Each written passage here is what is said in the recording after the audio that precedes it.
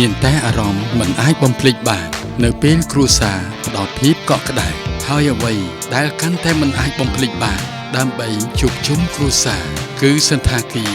សុខសាន្តនីឡែន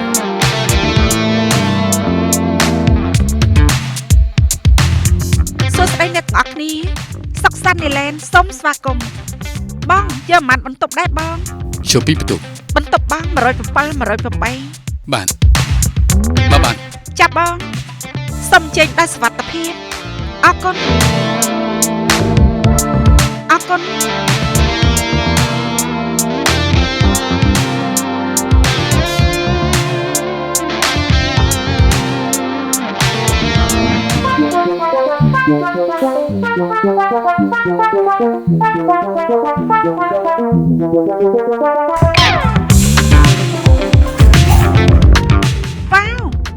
បន្ទប់សុខសាន្តនីឡែនស្អាតមែនសុខសាន្តនីឡែនធ្វើឲ្យក្រុមគ្រួសារលោកអ្នកនឹងមានភាពកក់ក្ដៅ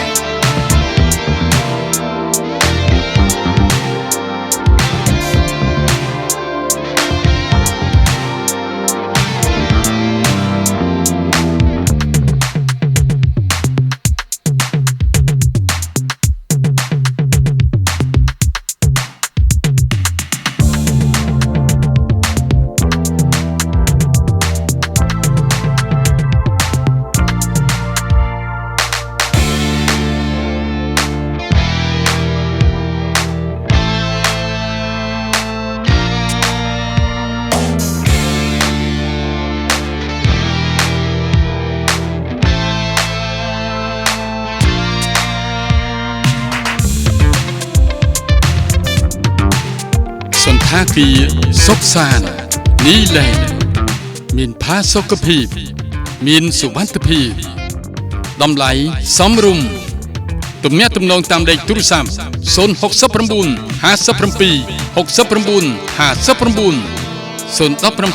93 85 95នៅតាមបណ្ដោយផ្លូវកម្ពុជាក្រោមខាងក្រៅផ្សាររាត្រីជិតស្ថានីយ៍ទឹកស្អាតមាត់ទន្លេក្រុងកំពង់ចាមខេត្តកំពង់ចាម